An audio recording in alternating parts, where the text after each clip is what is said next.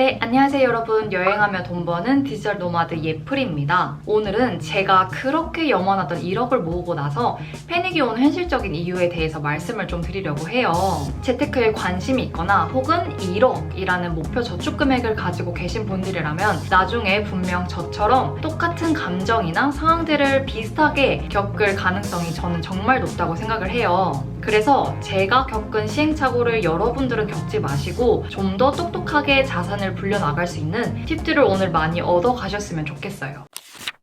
여러분, 1억을 모으는 가장 큰 이유가 뭐라고 생각하세요? 바로 재테크 투자를 위한 최소한의 시드머니를 모으기 위해서라고 대답을 하실 것 같아요. 저도 물론 사회초년생 때 그렇게 생각을 했었어요. 근데 여러분, 평생을 실내 수영장에서만 수영을 하던 사람한테 어느 날 갑자기 깊은 바다에서 수영을 해보라고 한다면 그 사람은 과연 수영을 잘할 수 있을까요? 당연히 아니겠죠. 이게 비단 수영에만 적용되는 말이 아니라 재테크에도 똑같이 적용이 된다고 생각을 해요. 평생 예적금만으로 1억을 모은 사람이 어느 날 갑자기 수중에 1억이 생겼다고 해서 그 사람이 재테크 고수가 되는 건 아니거든요. 그래서 제가 목표로 원래 했던 5년보다 2년 더 빠른 3년 만에 1억을 모으고 나서 가장 처음에 들었던 생각은 와, 큰일 났다. 나 아무것도 재테크 할 줄 모르는데 어떻게 어디서부터 뭘 시작해야 되지? 라는 거였어요.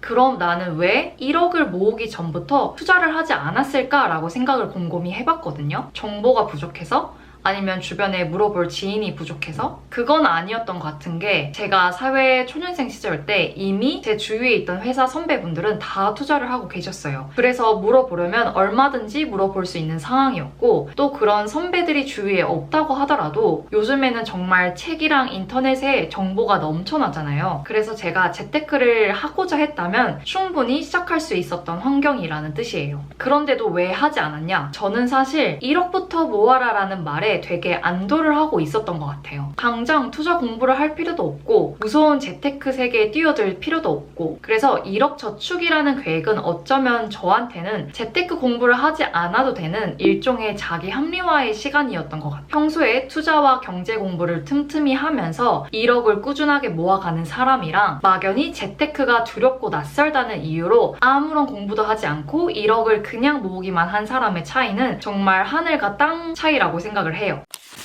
흔히 사회 초년생 분들이 많이 보는 경제 콘텐츠에는 1억부터 모아라 라는 말을 많이 하잖아요. 저도 그 말을 따라서 1억을 모아보기는 했지만 막상 모아보고 나니까 이전에는 알지 못했던 사실들을 많이 알게 되어서 여러분들이랑 공유를 하려고 해요. 1억부터 저축하라고 말하는 가장 큰 이유 중 하나는 바로 수익 금액 차이 때문인데요. 같은 수익률 10%라고 하더라도 500만 원을 투자했을 때와 5천만 원을 투자했을 때의 수익 금액은 당연히 차이가 날 수밖에 없겠죠. 500만 원을 투자했을 때는 50만 원, 그리고 5천만 원을 투자해서 10%의 수익률을 얻는다면 500만 원의 수익 금액을 얻게 돼서 무려 450만 원 차이가 생기게 돼요. 그럼 이 예시를 듣고 역시 나는 시드머니 1억을 모으고 나서 투자를 시작하는 게 맞겠네 라고 생각하실 수 있을 것 같아요. 그래서 많은 사람들이 이 50만 원이라는 작은 수익을 되게 가소평가하는 경향이 있거든요. 그런데 여러분, 번 금액은 달라도 궁극적으로 같은 수익률이라는 사실에는 변함이 없어요. 시장의 흐름을 읽을 줄 알고 좋은 기업을 판별할 줄 알고 그리고 적절한 매수 매도 타이밍을 아는 능력은 두 사람 모두 다 동일한 거거든요. 그런데 이 1억을 모았다고 해서 그날 갑자기 바로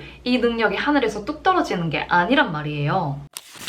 그래서 제가 말씀드리고 싶은 결론은 만약 제가 다시 1억을 모으기 이전으로 돌아간다면 저는 비상금 1000만 원을 가지고 소액 투자라도 먼저 시작을 해볼 것 같아요. 물론 시드머니가 작으니까 그만큼 벌어들일 수 있는 수익도 적겠죠. 하지만 이 말은 곧 손실도 그만큼 최소화할 수 있다는 뜻이에요. 저는 투자 경험이 많으면 많을수록 투자 수익률이 점점 좋아진다고 생각하는 사람이어서 나중에 더 큰 시드머니를 모았을 때 당연히 이렇게 실력이 쌓인 사람이 더 큰 빛을 발할 수 있겠죠? 그래서 이제 막 재테크에 관심이 생긴 사회 초년생 분들이라면 제가 지금부터 말씀드리는 이런 작은 행동들을 꼭 매일 하루에 하나씩이라도 실천을 해보셨으면 좋겠어요. 일단 첫 번째로 매일 경제 일간지 혹은 매주 경제 주간지 읽기, 두 번째 증권사 계좌 개설하기, 세 번째 거시경제 관련 책 10권 읽기, 네 번째 주식 혹은 부동산, 재테크 관련 책 10권 읽기, 다섯 번째 번째, 만약에 주식을 투자하기로 결심을 했다면 관심 있는 기업 한 주라도 매수해보기. 여섯 번째, 만약 부동산 투자를 결심하기로 했다면 부동산 강의나 모임에 참여해보기. 이게 되게 작고 사소한 것처럼 보이는 행동들이지만 매일 작게나마 이걸 실천한 사람이랑 아무것도 하지 않고 그냥 허송세월 세월을 보낸 사람의 10년 뒤는 정말 저는 다를 거라고 생각을 해요. 그러니까 여러분들도 재테크가 두렵고 낯설다는 이유로 무작정 미루지 마시고 오늘부터라도 내가 할 수 있는 작은 행동들을 찾아서 한번 해보시면 좋을 것 같아요. 그럼 저는 다음에 또 도움이 되는 영상들을 많이 들고 올 테니까 구독과 좋아요 눌러주시면 감사하겠습니다. 그럼 다음에 또 봐요. 안녕.